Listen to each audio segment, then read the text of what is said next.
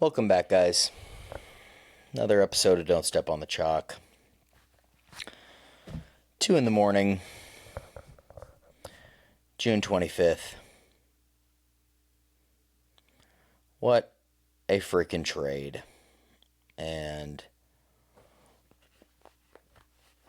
you will come to learn on this channel that I am a lifelong Anaheim Ducks fan. We got Paul Kariya back here. At one point I thought Trevor Zegras might be our next Paul Kariya. Why'd you have to do us like that, Pete? Pat Verbeek.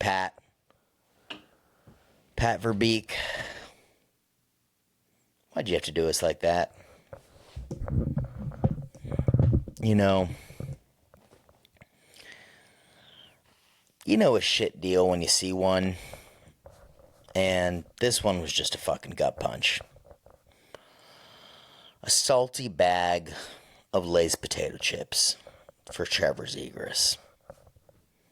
A salty bag of Lay's potato chips for Trevor Zegras. That's what we're looking at. Because apparently in today's NHL, you can't have three highly skilled two-way. You can't have three highly skilled centermen in today's NHL. You know, just not doable, not possible. Doesn't make sense, you know, to the modern NHL GM like Pat Verbeek.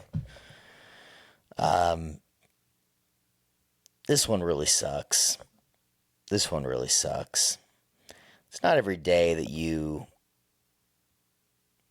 find a player with personality in the NHL, you know, marketability. You know, it's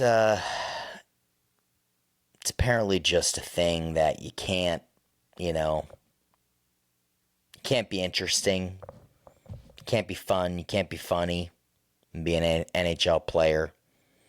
You got to be serious. You got to, you know, walk and talk the way they all do. And God forbid someone comes around who breaks that mold.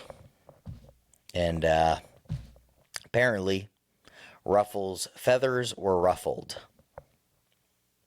in the form of Mr. Pat Verbeek. It's crazy. It's crazy to me. You just don't find guys with this type of skill, this type of ability very often. And the guy was doing exactly what he was asked to do.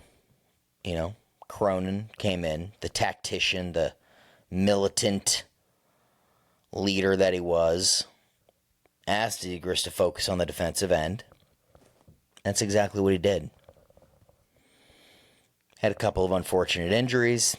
The numbers went down a little bit. And here we are today. Getting traded. After doing what the team wanted him to do. Being a good teammate, showing up, bringing the energy every single night. Still flashing the unbelievable offensive ability that he had. But it wasn't enough. And when you look at the mold of players that Verbeek is trying to build this team around, it's one thing to say that Zegras didn't fit the mold. It's another to trade your asset at its absolute lowest point. You know, you could have done it a couple seasons ago when you came aboard and you knew this was an X player and you're looking for a Y player. Why? Why do you wait until he gets hurt and you ask him to play this defensively responsible game, which thus produces less points and thus tanks his value across the league, and then you decide to trade him? He's on a low cap hit deal. He's a restricted free agent next next season. You can't come into the season with a new head coach in Joe Quenneville, who is, coached some of the most highly skilled players in NHL history. You know, you did part one. You asked him to be responsible, bulk up a little bit, be a little more physical. And if you watch Ducks games like I do, you know he was doing that. He was going into the corners. He was digging pucks out. He was being responsible. The underlying numbers aren't dramatic and that he was some defensive stopper, but the guy's 24 years old. And he has shown an ability and a willingness to learn, to adapt, and be an asset. And you've already put his value here. What makes you think next offseason he's going to be requesting some crazy contract? You probably could have got him on a team-friendly deal. And God forbid that you have a 3C who is as skilled as Trevor Zegras. Because we all know you have to have, insert generic physical third-line center name. It's just, I understand the Florida Panthers have the mold, and we're a copycat year after year league. Sam Bennett, Matthew Tkachuk. That's a way to win. That's a proven way to win. But there are other ways. And if you look at the Colorado Avalanche, you look at Nikita Kucherov and the Lightning. Go back to the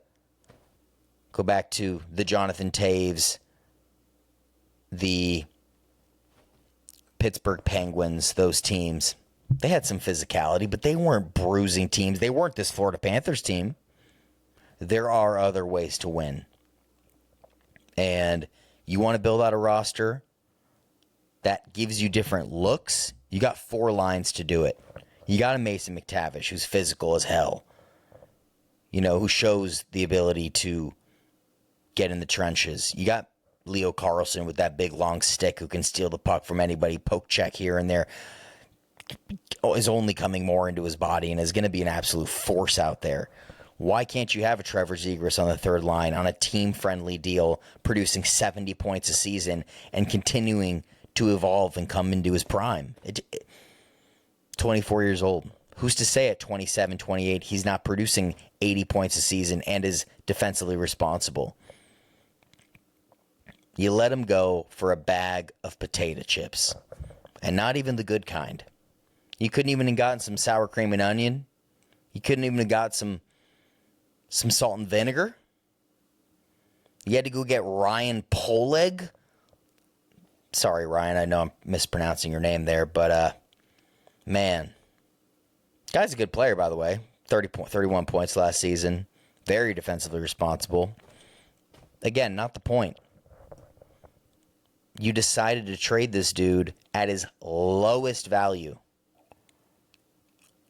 You got free agency coming up here. You got some moves to be made, and you got Marner, you got Ehlers, you got John Tavares, you got Brock Besser. There's guys out there that can go get to fill in this roster, but the idea that Zegras couldn't have come into this season, raised his value significantly on a line with Chris Kreider, Troy Terry, been at about 40 points at the All-Star break. And if at that point you're seeing that the adjustments are still not being made, right? He's not as defensively responsible as you'd like him to be continuously. Maybe he's not he hasn't hit the gym as hard as you'd like. You can get those points back up. He's already shown you at the age of 21, 22 that he can produce 60 points a season. So why, in the name of God, are you not allowing him to come into the season on a low cap hit? You got $36 million in cap space. Allow him to come in, produce at the level he is shown to be capable of. The only reason his points were down in the last few years was because of injury. He came back at the end of last year. He had 17 points in his final 23 games or whatnot. I mean, this is a point-per-game potential player. To get a second-round pick, a fourth-round pick, and a third-line, fourth-line depth piece for your 9th overall asset is purely mismanagement. Taking out of the fact that I think there was a role for him on this team. I mean, incredibly popular with the players, incredibly popular teammate, zero drama. God forbid he has a little personality. It's an absolute gut punch move, and that's why every single fan reacted the way that the Dallas Mavericks fans reacted when Luka Doncic got traded. Maybe obviously not quite on that level, but it's a similar sentiment. You know, you took the fan favorite and you kicked him out the door for a salty bag of chips. It sucks. It just sucks. And there's just no way around it. You know? Just sucks. That's all I gotta say.